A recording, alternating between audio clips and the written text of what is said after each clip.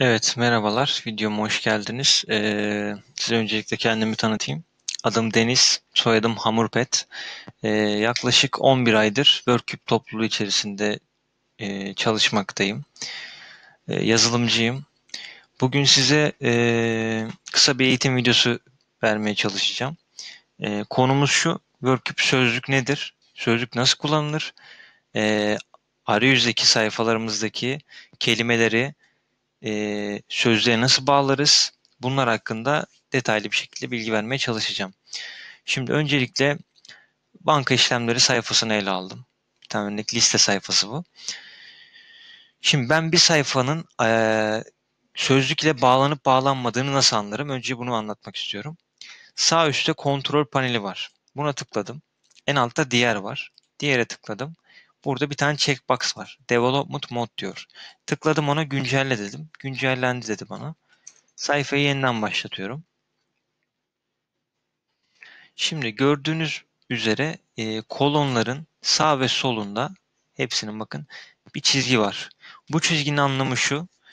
Bu kolonun adı, mesela işlem tipi kelimesi sözlükle bağlanılmış. Yani sözlük arasında köprü oluşturulmuş. Custom tag sayesinde.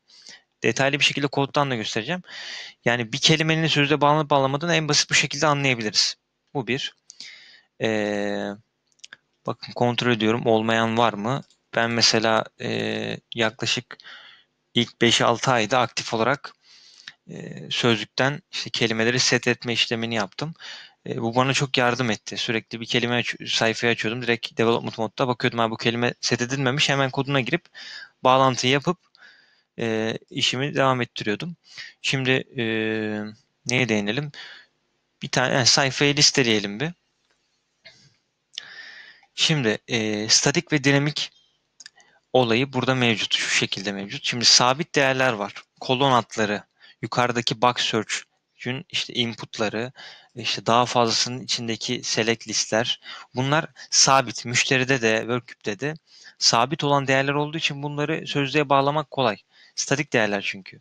Ama şimdi sayfayı listedim, ben aşağı kısma bu tablonun içerisine TD'lere ne geldi? e, Değerler geldi. Bu değerler veri tabanından gelen değerler. Şimdi veri tabanından gelen değerler dinamik değerler olduğu için yani sürekli değişebilmesi muhtemel. Atıyorum, mesela belge no'su bu olan e, verinin işlem tipini ben değiştirebilirim. Şimdi işlem tipi banka gelir fişiydi. Onu bağlamıştım ID ile. O ID'ye geleceğim birazdan. Onu değiştirmem zor. Onun için farklı bir yol izledik. Bir kitapçığımız var. O kitapçık sayesinde müşterilerimiz rahatça işini yapıyor. Ona birazdan geleceğim. Şimdi sözlüğümüzü açalım öncelikle. Sağ üstte yine kontrol paneline tıkladım. Sistemden sözlüğe geldim. Şimdi bizim yaklaşık 50-55 bine yakın, hatta daha fazla da olabilir, kelimemiz var Workcube'de. Şey, sözlükte. Workcube'de ana sayfalarda, listede, update, aid sayfalarında gördüğünüz bütün kelimeler, cümleleri biz sözlükten almaya çalışıyoruz. Son 5-6 ay dediğim gibi aktif olarak bunu yapıyoruz. Yani yaklaşık %75-80'i set edilmiştir zaten. Aktif olarak çevriliyor şu an. İngilizceye, Almanca'ya, Fransızca'ya.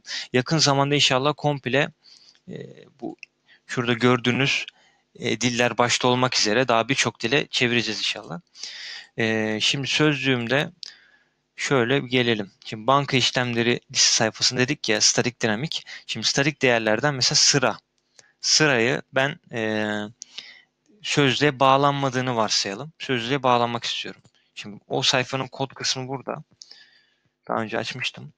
Evet, bakın T-Ed'de en üstteki.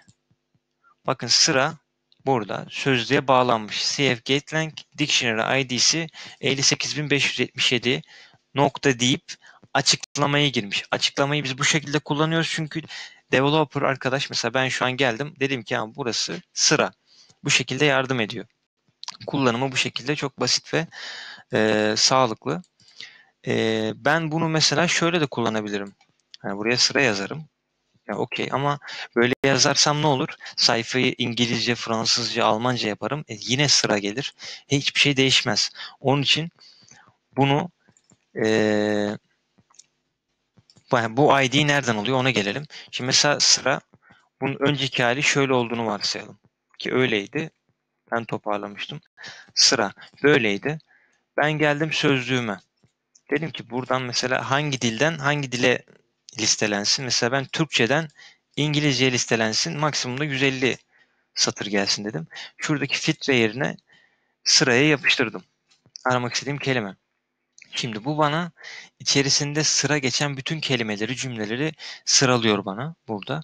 Bu arkada bir SQL döndü, sorgu döndü. Onun sonucunu listeliyor buraya. Şimdi ben buradan şunu bir sağlayayım. Buradan hızlıca sırayı arıyorum mesela. Sıra ne olsun? Şimdi tek tek bakıp zaman kaybetmeyelim. Sıra ne? Diyelim ki bu sıra. Veya kolonumda sıra ne olacak? En üstte bakın. İlk kolon zaten Dictionary ID'yi temsil ediyor. Şurada bakın. Buradan ben o ID'yi alıyorum. Koduma geliyorum. Bunu custom tag'imi yazıyorum. Şu şekilde yazdım. Kapatmaya gerek yok. İlk ID yazdım. Nokta diyerek açıklamasını yazdım. Bu şekilde ne olmuş oldu? Bu kolonu ben sıraya bağlamış oldum. Ee, önceden modül bazlı ilerliyordu Workcube. Mesela bir kelimenin birden fazla modülde oluyordu.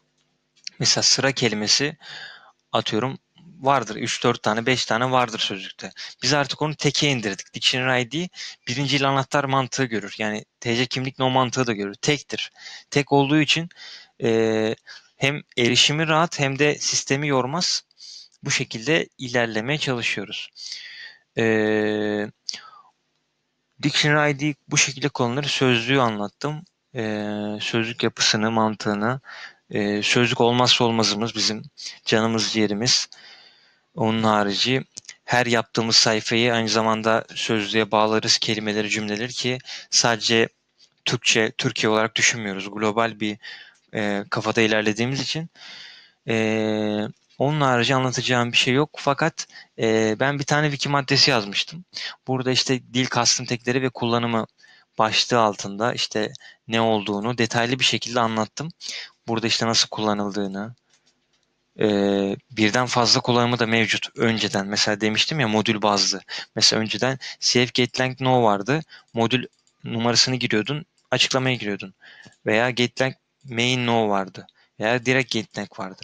Bunları da artık kullanmamaktayız. Artık sadece Dictionary ID kullanıyoruz. Fakat karşınıza çıkarsa diye buraya bir göz atın. Yarın öbür gün kodda görebilirsiniz. Şey de söyleyeyim. Veri tabanındaki Setup Language TR tablosunda değerleri getirmekte. Oradaki kolonlardan ilgili şeyleri karşılarsa.